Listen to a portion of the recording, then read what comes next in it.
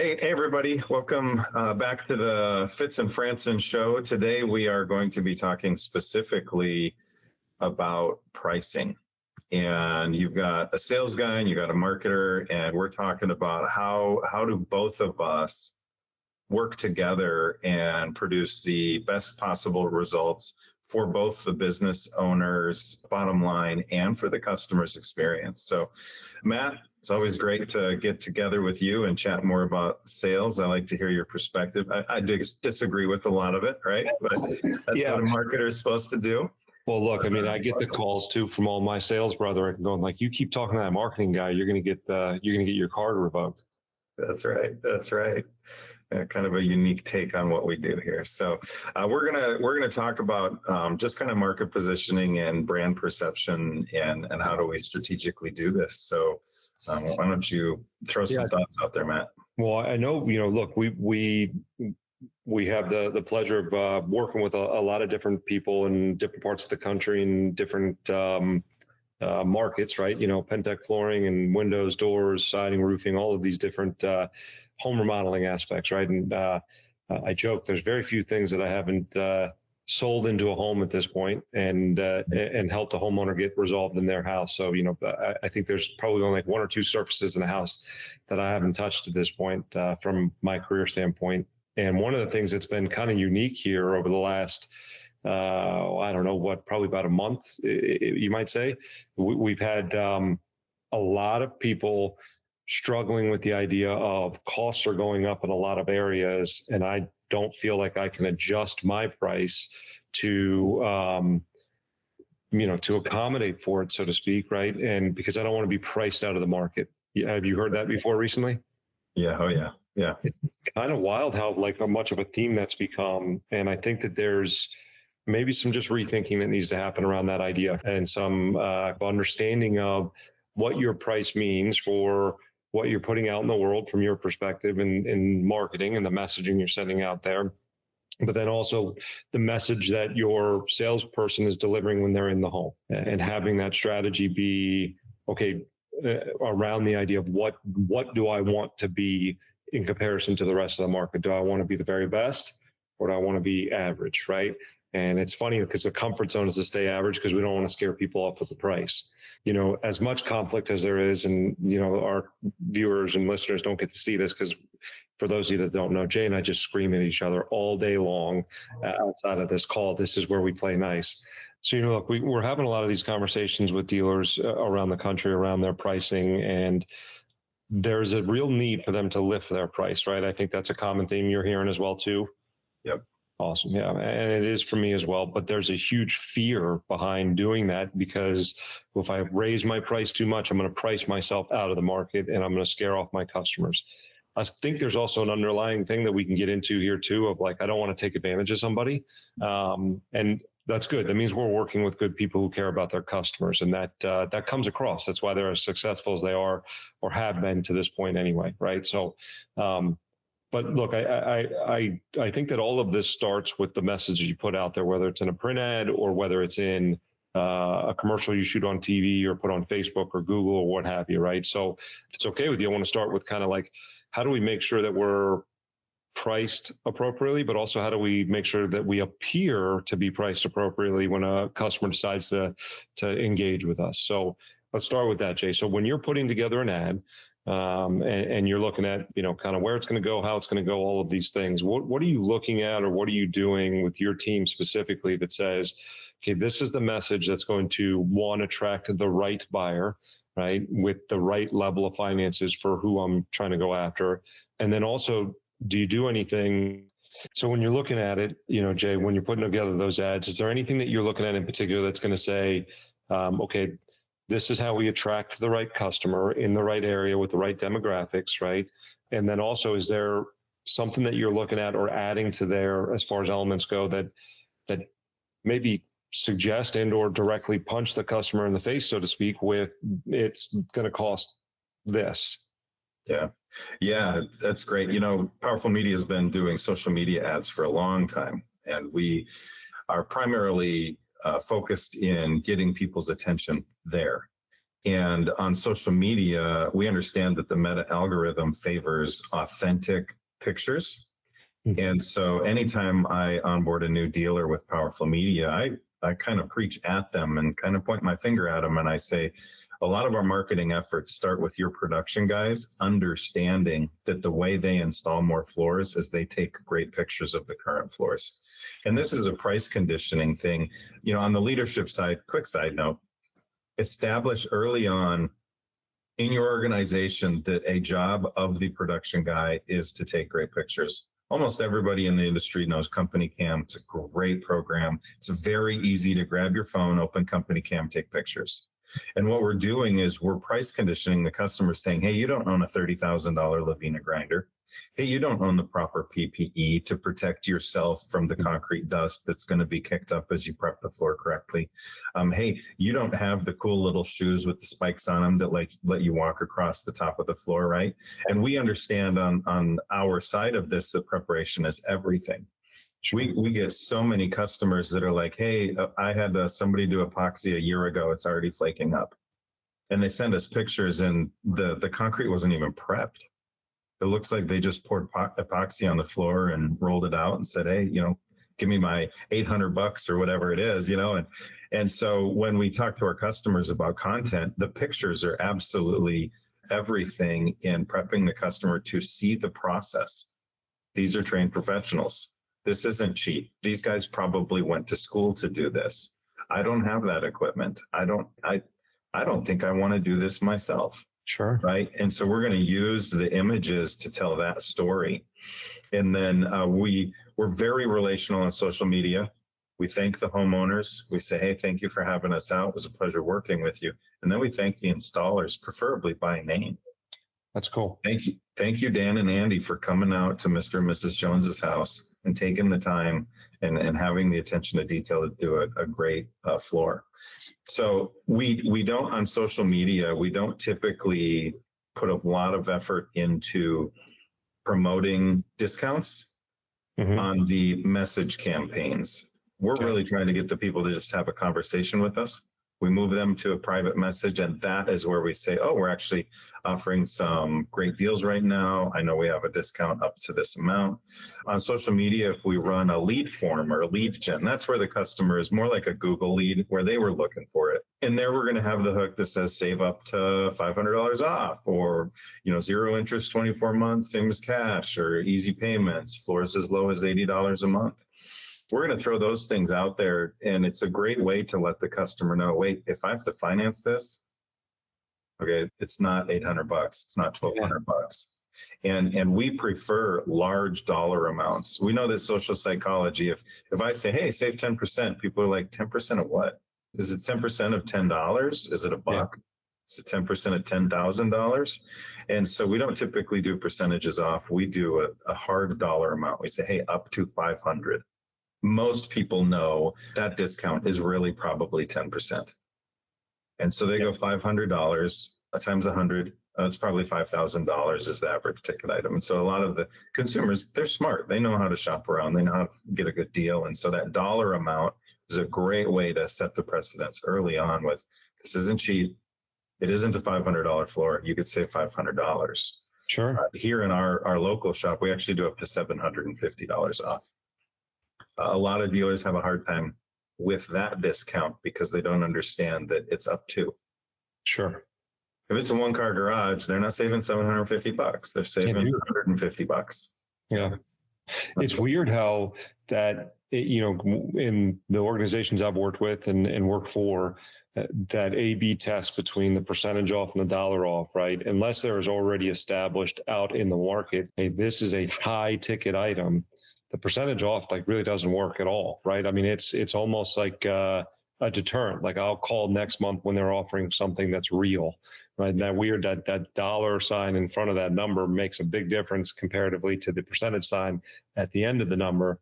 It's funny, you know, as I was tasked with helping be responsible for run these different departments, I never in a million years would have thought that made a big difference, but it really does. It's bananas how that is a thing that a homeowner latches onto, and it might be a $500 discount is less than what we can actually give them, but they want the $500 discount more.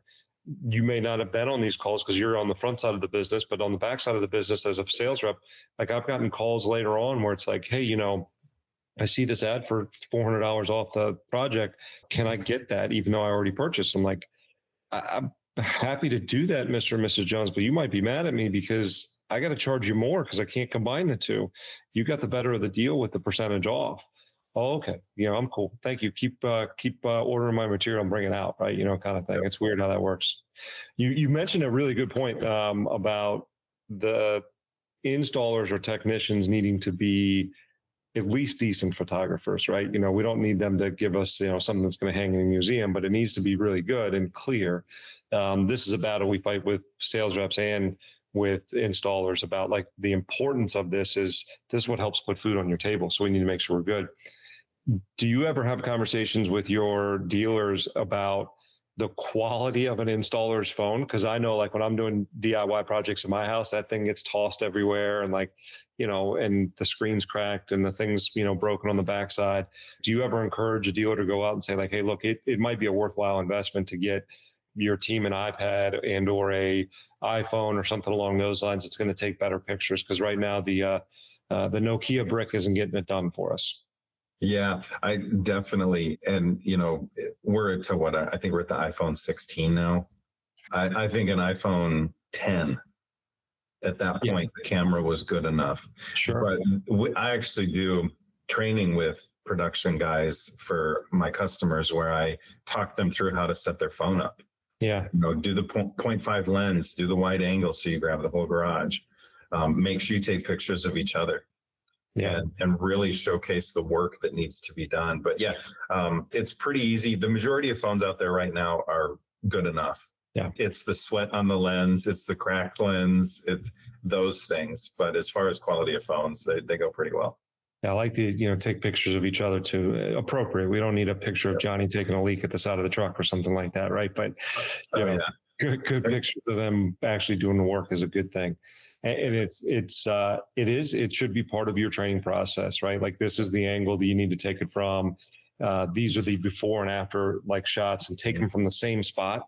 Like how often do you see that where it's like the before is from like, I don't know, a blimp and the after is from like their army crawling. It's so different that I can't tell that these are the same places kind of thing. So, And when it comes to the images, we do a lot of video as well.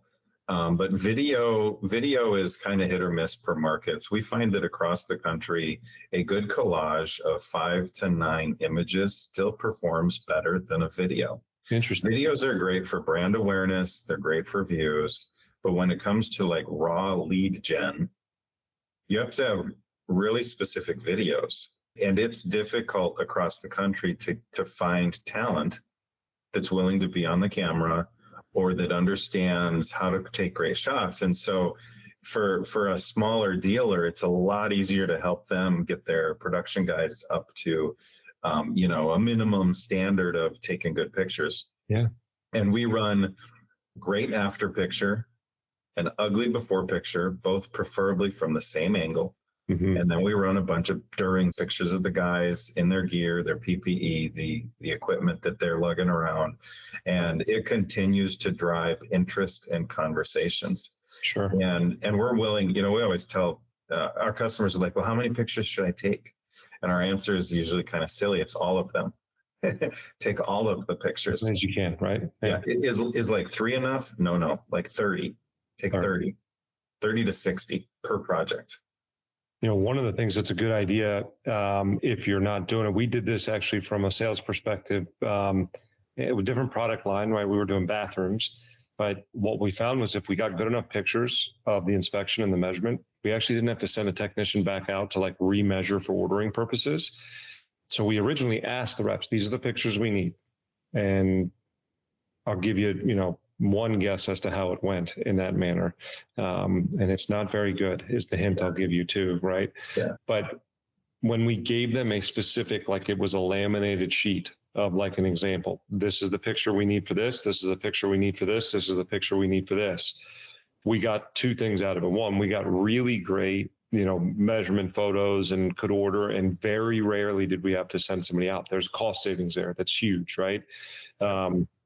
But two, we were able to provide our marketing department with like, here's some really great before pictures, great angles, tight shots of X, Y, or Z, because we're making them do it. And it was a requirement. It was part of their contract that they had to turn in. These were I think we had like 12 pictures that they needed to take. And then the installers had to take, same thing. We gave them, laminated sheet. Here are the process photos that we need you to take every single time. You and I have talked about this in other, conversations about leadership. Like the second you stop talking about it means you don't give a damn about it, and they don't either, right? And you have to talk about the same stuff over and over and over again. And if they have that laminated sheet, there is no excuse. Like that's the angle, it, because it's like ordering off of a fast food menu. Like I want that picture or that number, right? Kind of thing.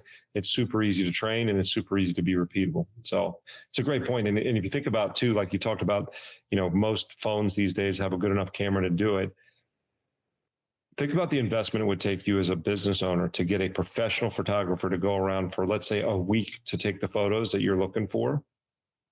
Compare that to the cost of like buying a phone for the truck or a camera for the truck. It's nothing, right? So, I mean, when you're looking at cost savings and needing to do that and being able to generate leads, like that's a worthwhile investment. There's no doubt about that. It always kind of wowed me that we weren't willing to spend that money in certain companies or certain areas, because it's like, this is something that feeds the beast. Why wouldn't we do this? Yeah. So. Yeah. And it's nice to have the conversation with everybody on the team, because we've talked before that a lot of businesses start because the guy can do the work. They're production minded, and then they did a bunch of work and then realized their calendar's empty. So then they start to go into marketing and go, well, how do I get more people to see what I do and be interested? And it really does start with production takes great pictures of what they do. On social media, you can tag the place you're in. Mm-hmm. So you can run an ad that says, hey, Pentec Coatings is feeling excited in Lakeville, Minnesota. And you could throw some hashtags that are specific to what you're doing. And so the better you can showcase, oh, that's my neighbor's house. It's the keeping up with the Joneses type of thing. And obviously we know all of the other branding that goes into this. Wrap your trailer, wrap your truck, mm-hmm. Put signs in the yard, put door hangers on the neighbors. I have one customer that he does a door hanger with like a $5, probably needs to be $10, a $10 coffee gift card. And a little postcard that says, hey, just want to let you know we're at your neighbor's house. We're going to be making some noise today. Mm-hmm. If you want to get away from the noise, have a coffee on us. Right. That's just brilliant. It's like, oh, this guy's in my community and taking care of the neighbors. That's phenomenal. So you got $5 for the cup of coffee, probably 50 cents for the door hanger based off of how many you order, right? Maybe even less than that, depending on if you order enough of them. The other thing I'll encourage people to do, and this helps out in the marketing world, and again, I'm going to get my sales card revoked here real hard. Make them specific, like put a QR code and make it specific to the truck. And every time a lead gets generated by that truck, because they're hanging door hangers, like give them a spiff or a bonus on it, right? Like give them encouragement to do it. You're $5 in, 50 cents for the hanger, and give them another $100. Would you not pay $105 for a lead right now? Oh man, and it'd be such a good lead. Oh, it's going to be great. And one of the things too, like, could you leave a empty line on there where the crew could write the address of where they went if they get the permission from the homeowner, so that like door hanger is there, guy gets home from work, he gets a door hanger, go, Bill got his floor done, right? Like, I'm going to go talk to Bill. Like, I've been thinking about doing that. You got a slam dunk lead at that point for $105. Yeah. Like, that's like, why aren't we doing that? Make them for your salespeople too. Just finished getting the Joneses taken care of, and we'll be installing in 4 weeks or whatever it is. Give me a call if you want us to come out and help you out as well too. Like, and these are the silly things that I feel like nobody ever really like thinks about, and sales reps aren't encouraged to do, or installers aren't encouraged to do. And one of the questions that'll come up is like, well, what's in it for me? It drives me nuts as a leader and a business owner, I'm sure, right? It does the same. Is, well, it generates opportunities for you to sell stuff, and that's how you make money, right? Or how to install stuff, and that's how you make money. But sometimes that little bit extra is good. The other thing you can do too, and I don't know if you guys do this at Powerful, but it might be a cool thing to like, hey, we're going to send a $100 gift card to the guy that got us the best photo of the month. the installer gets us the best photo every month, we're going to get them a $100 gift card. Then we'll do that competition for you in your building, right? But owners can do that themselves too. Now the guys, everybody loves to compete in this industry, even the installers, right? So I want to see your best floor for the month. Like, take pictures, and best one, we'll put it to a committee vote, and that person or that truck gets a, they get lunch on us for the week or whatever it is, right? Kind of thing. Again, you're talking about a no cost lead generation tool. Yeah. And the competition thing is really true. We've talked previously about our employees want to know what winning looks like. And when we show them that driving business is winning, and, we kind of started this conversation about pricing, we want to be associated with great organizations. Mm-hmm. The jokes are our biggest competitors are a Chuck in a truck or a man in a van. And we aren't the guy that shows up in a white, banged up, rusty van with no logos on it. And we don't walk in and say, oh, I'll do it for $2 a square foot.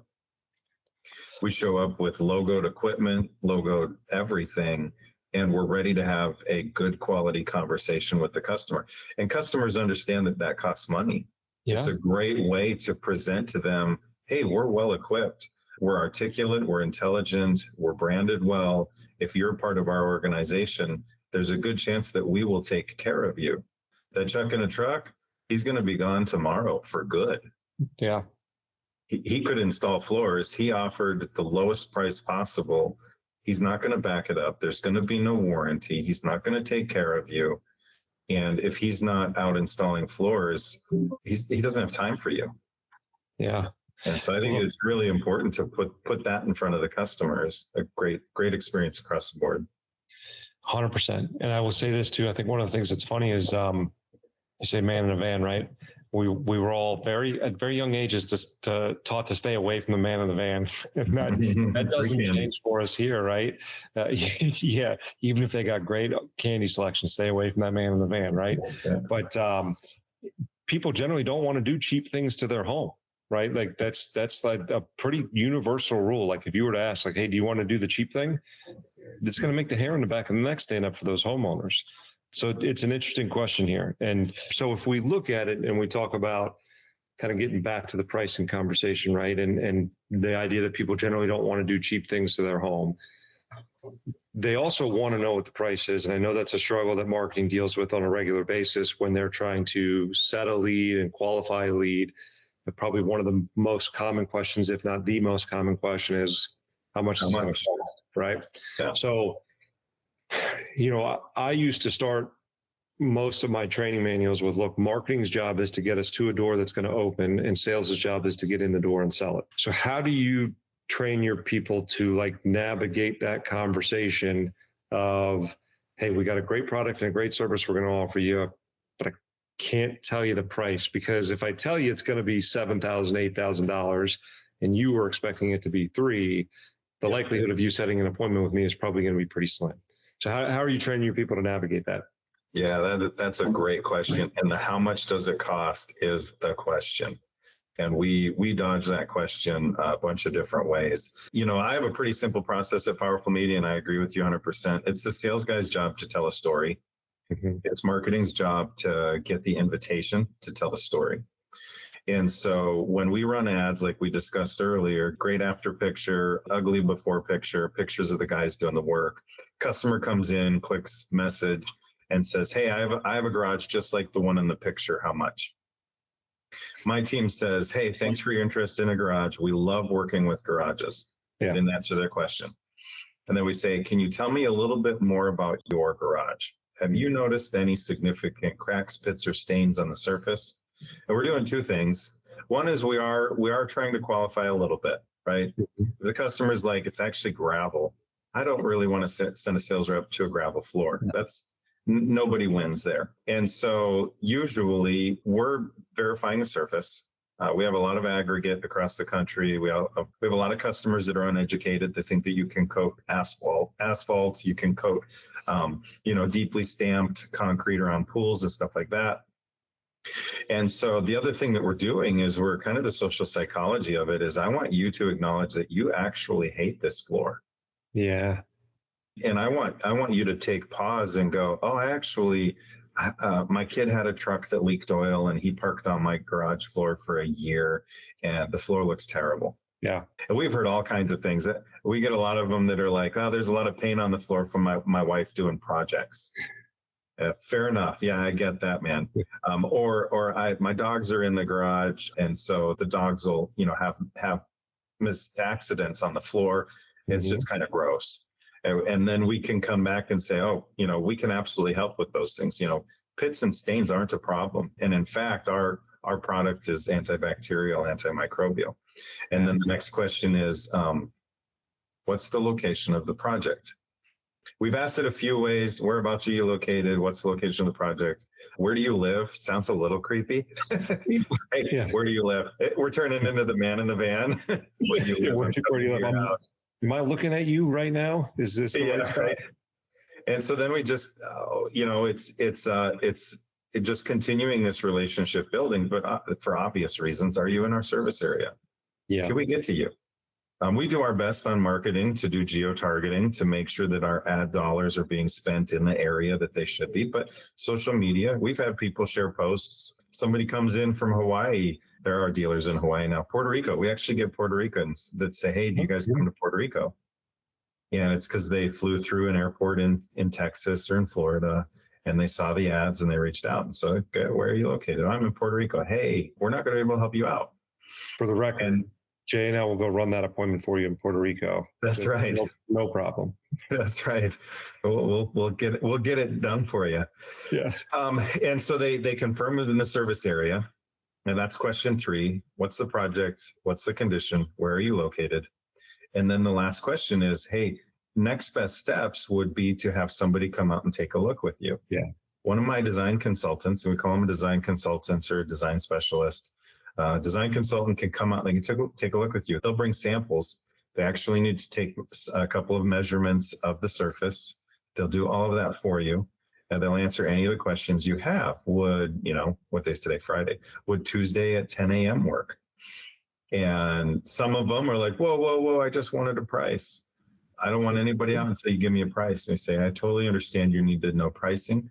And in social media, our kind of deflection is, we avoid giving pricing online.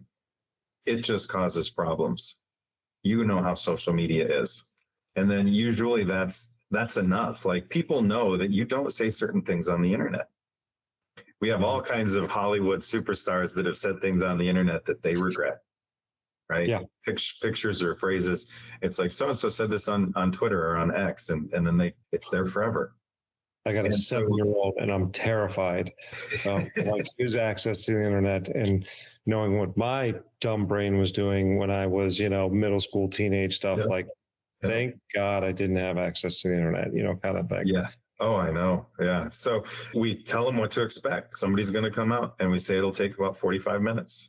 They can get you a price there. And most people are okay with it. And what we found is the people that are like, we've heard it all. F you, I don't know how you can run a business this way. Good luck. You'll be out of business in a year. Sure. Those are tire kickers. Those are people that want cheap. And my team is very good at handling the naysayers and the negative people. And when we bring on new dealers to our team, they're like, I'm so sick of Facebook. They're just mean people on there all the time. And we laugh. We jokingly say that we call Friday, I'm going to curse here on this podcast, we call it Fuck You Friday. We have a WhatsApp group where every Friday, one of my team members has somebody tell them to F off. They screen grab it, they share it to the WhatsApp group, and they say, hey, happy Friday, everybody. That's great. Yeah, inevitably, you're going to have those people. And so we just turned it into, oh, they're not our customer. Yeah. And so then we schedule the appointment. We put it on the sales rep's calendar. We're going to throw notes in there. It's a 2-car garage. It's got some oil stains. They're also interested in maybe their back porch or something like that. And then we're done. Yeah. You talked earlier about it. It is frustrating for the marketing team to lose track of these, because we like to know that the work we're doing is getting sold. You and I talked about one of our customers before the call, and they were super excited that they sold a $12,000 project on financing. Marketing wants to hear that. Absolutely. Marketing wants to hear that the leads that they're putting on the sales guys' calendars are getting sold. And so anytime I hear those things, I turn around and I throw it in my group chat with my team and say, hey, another big one sold. Biggest one we've heard of for concrete coatings was over $300,000.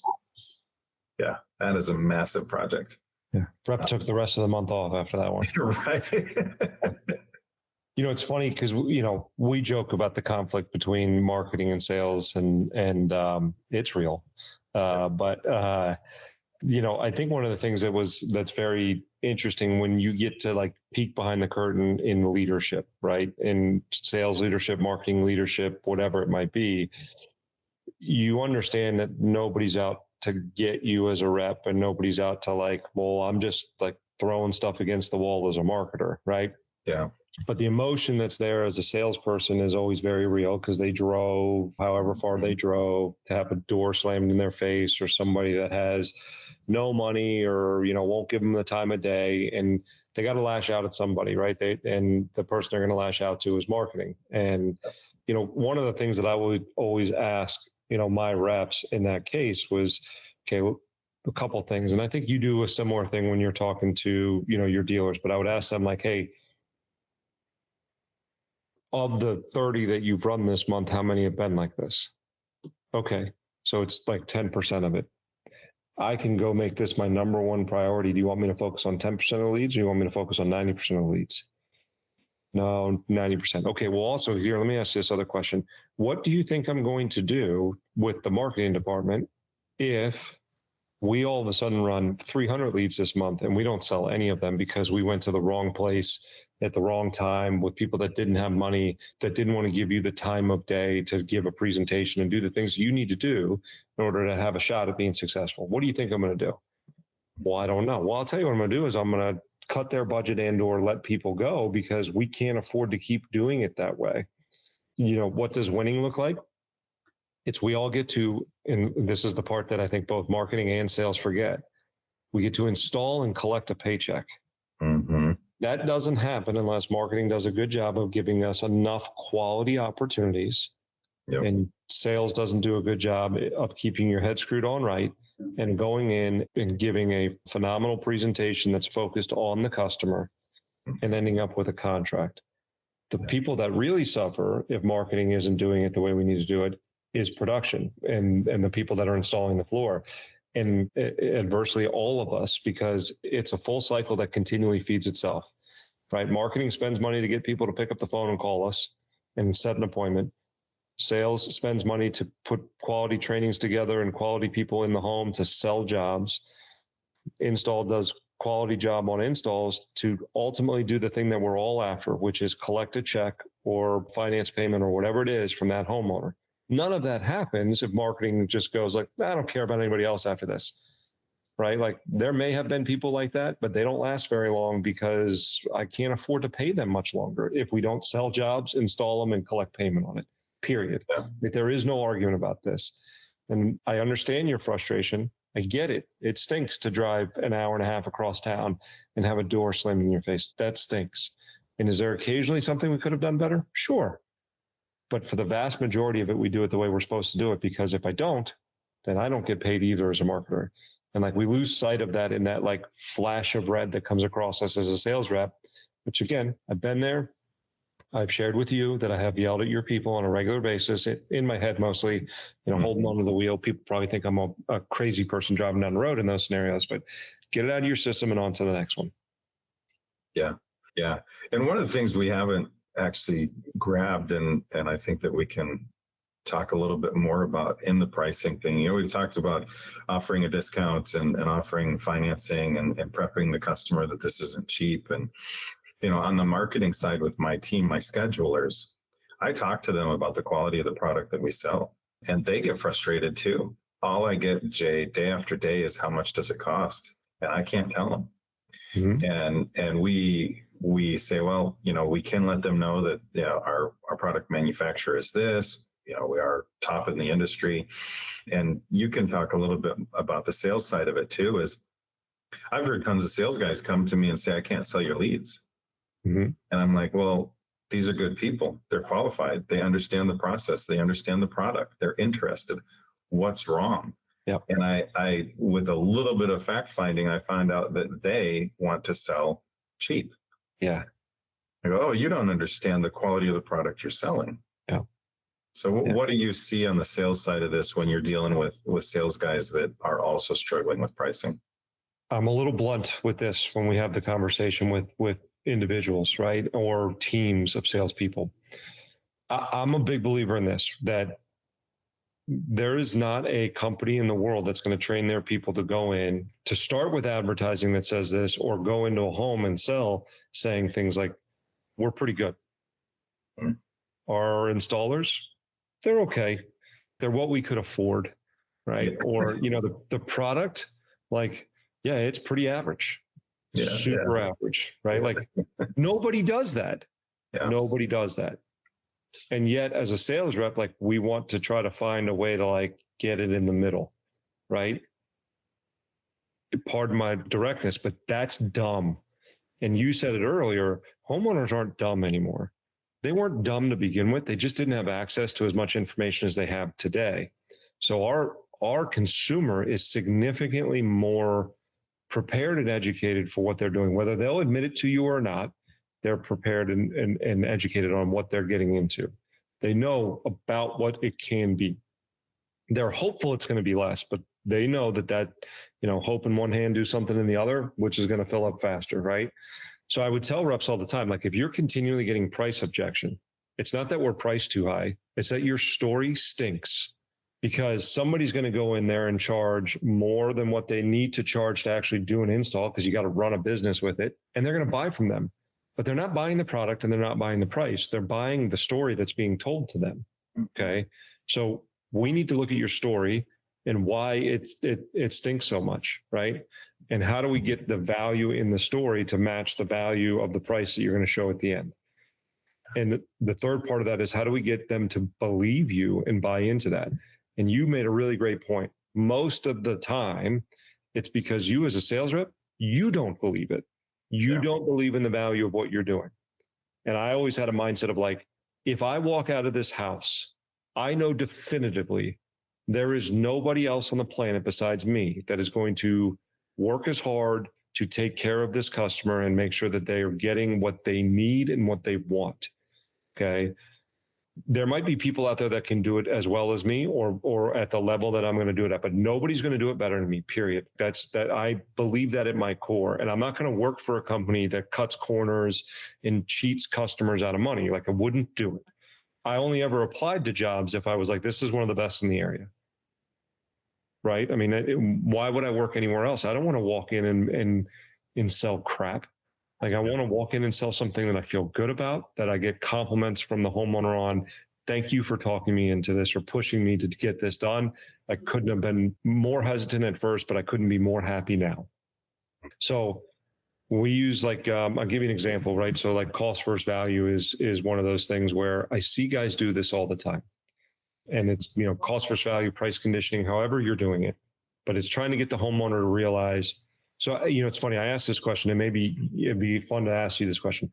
What do you think the purpose of price conditioning is in a home? The purpose of price conditioning in a home? Yeah. To convey value? Yeah. So you're too smart, man. You give a much better educated answer than most, right? Most reps are going to tell you, so I need them to lift their number. Mm-hmm. I say bullshit. You cannot make them have more money or be willing to magically come up with an idea that they're going to spend more money. So we just talked about how your team doesn't give a price on the phone.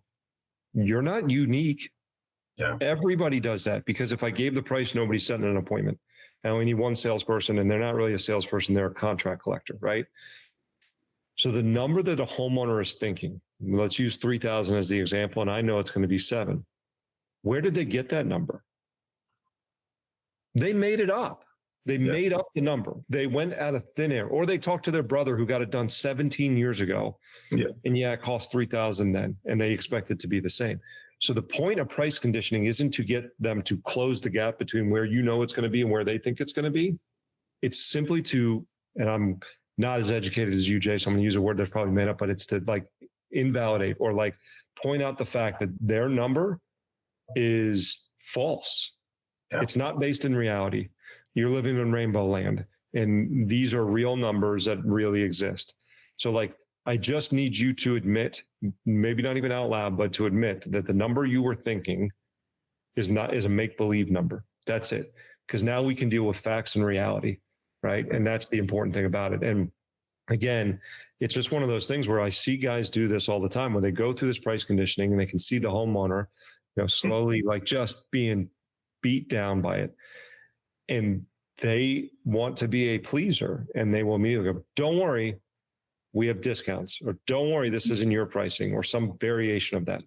What the hell was the point of doing all of that? You just told them that, like, I wasted 5 minutes of your time by telling you all that, because it doesn't matter. Forget everything I just said to you. And you and I have talked about this. Like, we go through a process in every appointment of like, hey, let me tell you about our company and how great we are. Look at our reviews. We're the best company. Let me tell you about our product and our installation. Our installers are the best. They are employees. They're trained at a high level. They're the absolute best. So the Navy SEALs of installers, right? And then our product, it's the best warranty, the best coverage, the best this, that, or the other. Best. But the price is average. Don't worry. Yeah. So, I mean, again, they're more educated than they've ever been. They're smarter than they've ever been. I'm surprised none of them don't ask us like, okay, well, what did you lie to me about before then? Because if I walk onto like a Mercedes lot, that guy's not telling me like, hey, it's the best car you're going to get, but like we price it like at the average level. No, if you want to pay an average price, like you can go down to a Ford or a Chevy lot. Those are good cars, and you can pay a lesser price. But if you want something that's going to drive different, that's going to last longer, that's going to be better engineered, that's what it costs, man. Period. Yeah. So and I think that another interesting, this kind of social psychology is when you're in the business of driving value, you're also driving identity. Yeah. And so you have customers that want the badge of the product on it. They want other people to see it. And so when we're selling that to customers, we're saying, who do you see yourself as? And what type of people and organizations do you associate with? And I think that that's part of it too. Like you talked about the floor being $3,000 17 years ago. Part of that, the job of the salesperson is just to educate. You've told stories about, I'm surprised they're that much. And setting the customer up saying, well, if you work with us, you're going to get the best of the best, but you pay for it. Yeah. Everybody knows their Mercedes-Benz is, $100,000, $200,000, but I can go buy a Prius. Sure. And those are, I think that one of the things that I find difficult to convey to my customers is not everybody is your customer. And they're like, oh, but I believe in the product, so everybody should be my customer. It's like, but they're not going to be. So let's go find your customers. And how powerful is it as a rep, a marketer? Hey, this isn't for everybody. I want your business, but I don't need it. Yep. I would love to get your business and earn your business, but if this isn't for you, that's okay too, because the next person is going to buy from me anyway. Yeah. And that's a hard thing to like wrap your head around and like be comfortable and confident with, but like that's the reality. Like I sell the best product for the best company. Like our phone's not going to stop ringing, and the contracts will keep coming in regardless. Like you're not putting us out of business by telling me no. I can't afford it, or I can't do it, or any of these other things. So the beautiful thing is I don't have to give you any pressure at all as a salesperson or as a marketer, right? Like we're going to be okay. And I don't need to justify my pricing to you, because if you want it done right and you want your home and your customer process to be taken care of the right way, that's what it costs. Yeah. I had a rep that I went on a ride along with one time. He's a good friend of mine now. He actually became a sales manager with me at one point too. And he was killing it. And I said, okay, I'm coming with you on a ride along today. And he was like, oh, okay. This is when I was his boss at the time. And I was like, I hear the eye roll in the text message you just sent me. What's going on? He goes, I'll tell you when you get here. I'm like, okay. And so we get there and he goes, all right, so I'm doing something that you're not going to like. And I went, this is a great start to your ride along, right? Before we even said hello to the customer, you're telling me I'm not going to like it. Yeah. And you're doing something that's working. And I was like, are you like lying to them about it? And he's like, no, no, no. He goes, just when we get to cost versus value, I need you to have no reaction. And don't say a word, don't do anything. And I was like, I feel like I'm getting set up here for something. But okay, let's see what we do. So this is a window when we go on it. And we go in and, cost versus value has like, here's what a mid-grade window is. Here's what a upscale window costs, right? And here is the specs on the window. What he did was take our pricing tool and build that exact window. And was like, so they're telling me the averages for mid-grade is this, and for an upscale is this. This is what our window costs. Guess what? The retail price of it was like $2,000 more than the upscale.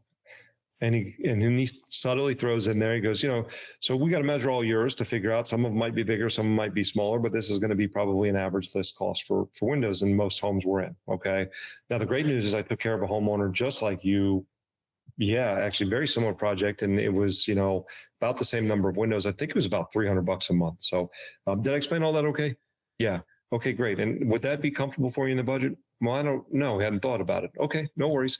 I got to go run out to the car and grab my tape measure, right? And I'll be right back. And we can walk around and measure the windows. I walked out of the house and I was like, thank you for preparing me to like not say anything, because I thought you were a lunatic. And like, you just killed the sale for sure. Like, you just showed them that it's going to be 4 times as much as they were hoping it's going to be. And he's like, I'm telling you, watch, something's different when I go into the house. And we went back to the house. Sure enough, everywhere we went, they're like, hey, what would that change on the monthly budget? Right. And it was this weird, like, not in where they were. And we're not like just, hey, this is what the rep wants me to believe land, right? This is like, we're in reality. And like, you want what I got for you because you're going to do the project. We're the right company for you. This is the right product. Now it's a matter of finding a way to make it fit in the budget.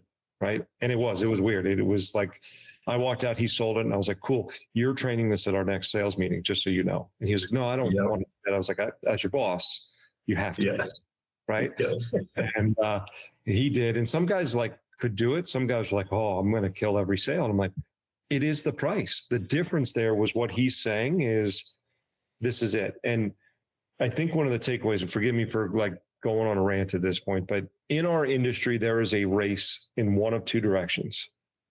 You're either racing to the top to be the best that you can be, or you're part of like the majority, like the man in the van, who's racing to the bottom to be as cheap as you can possibly be. People don't want to do cheap things to their home. If they can afford the best, they will buy it. You just have to find the path that makes it affordable for them. But you have to be transparent and honest with them that, hey, this is what it's going to cost. And to your point earlier too, you have to believe that it's worth every penny, because when I walk out the door, the chances of them going with somebody else and having that person take advantage of them skyrockets. And I'm not okay with that on my conscience, period. Yeah, that's good stuff. We've rambled back and forth about this stuff. We're in an industry where things aren't cheap, and we've partnered with companies that provide top-notch products. And it's a big deal to shift mindsets of owners, marketers, salespeople, and even the production guys about focusing on, if we provide the best, then it will be priced accordingly. And we're excited to do that. Yeah. You want to be different in every way. Yeah. I have a funny story. I don't do it anymore, but I used to do the scheduling alongside my team when they needed help. And I was working on a Saturday and making a outbound phone call to a lady. She's in California. And I got her on the phone. No joke. She answered the phone while she was in a car wash. So it started off super well. We were yelling at each other. Perfect. Yeah. And she's like, well, how much is it going to be? Yelling at me. And I was trying to I can't hear you. Yeah. And then finally she had the wisdom to say, let me call you back in 5 minutes, right? Well, and I'm like, I'm booking this appointment. I will stay on this phone call as long as, car washes don't last forever. I said, great. And she did actually call me back. And she was like, I really just wanted to know how much it costs before I go ahead with this. And this dealer we were working with had given us permission to offer a minimum project price. And there's a way to present that. Yeah. And I said, well, to be honest, ma'am, I have no idea what your project's going to cost. There's a lot of variables that go into it, but I can tell you that for us to pay our guys a living wage, for us to run a great organization, for us to, pay for gas and equipment, all these things, projects start at about $2,000. And this was a couple of years ago coming out of COVID, and the big buzzword was living wage, right? Yeah. And I said, for us to pay our team a living wage. And she goes, that makes perfect sense. I love it. Let's get booked. And so what I sold her on isn't the cost of the floor. I sold her on, we're a great organization that takes care of our people. Are you interested in being a part of this? Yeah. And the car wash part was kind of just comical because you never know where these people are going to be when you call them. I always joke with my team members that work day shift that they're probably talking to these people while they're hiding in a bathroom stall at work. Right. Yeah. They're like, I don't want to be at my desk. And then they're sitting on a toilet texting us on their phone. Yeah, you take an extra 10 minutes there, no problem, right? Yeah. It's a good point, right? So like, I think I said earlier that I think one of the fears that some people have, whether they admit it or it's conscious or subconscious for them, as far as an owner and deciding how much to price, is like, well, I don't want to take advantage of a customer. I don't want to like cheat them or overprice it or price gouge or whatever variation of that you want to say. But that right there is a great example of like, they also don't want to cheat you out of what you're worth, right? And the only way they're going to ask for more off is if they believe you're not worth what you're asking for. And that really starts with your belief as to whether or not you believe you're worth an extra dollar more per foot or whatever it is that you're pricing for, right? And I've sold the highest ticket item in markets, and the close rate is as high, if not higher, for those, because this is the price to work with a great organization, like you said. And we're going to take care of you in your home unlike anybody else that you'll have an experience with. Like at the end of this, you're going to be left with a floor no matter who you go with, or windows or siding or roofing, whatever it is, you'll be left with that. You'll be left with it. Most people don't talk about the product that much in their reviews when they give good reviews. They talk about their experience. Well, if I want to hire good installers, I got to pay them not just a good living wage, but I got to pay them at the top of the market to make sure I have the best people. If I want to have good salespeople that are going to take good care of you, not sell you stuff that you don't need, but like sell you what you need and maybe a little bit of what you want, right? Then I need to pay good amount for those people. Like they're worth it. And if I need to have good marketers and good people answering the phone, like I got to pay a good wage for that. And in order to deliver you a great experience, this is what it costs. Yep. You can go cheaper, but are you willing to sacrifice the installer's quality? No. Would you be willing to give up your warranty? No.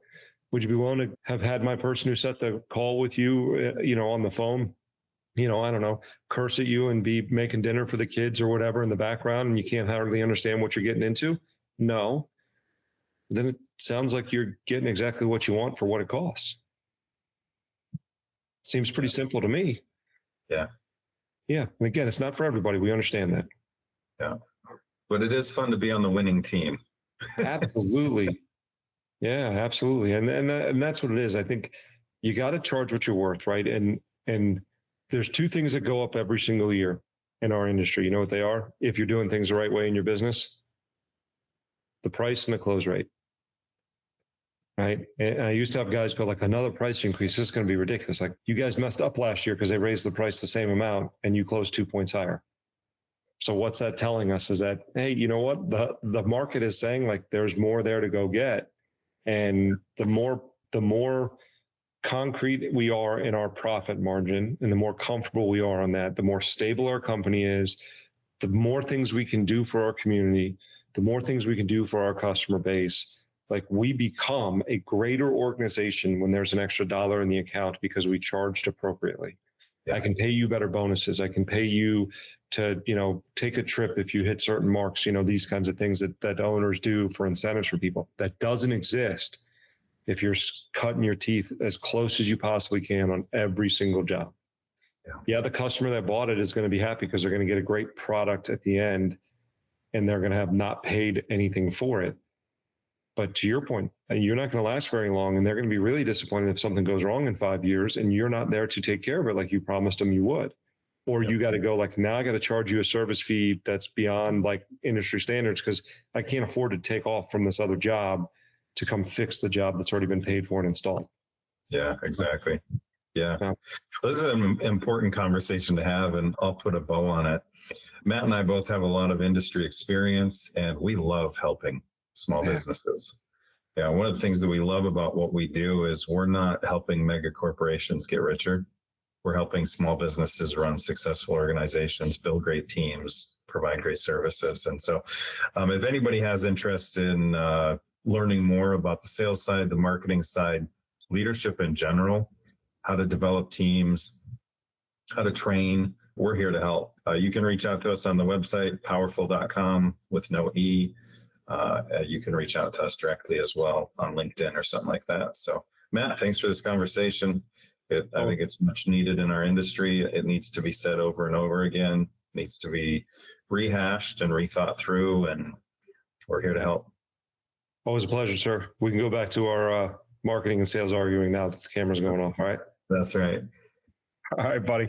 Take it easy, man. We'll see you next time. Yeah. See ya.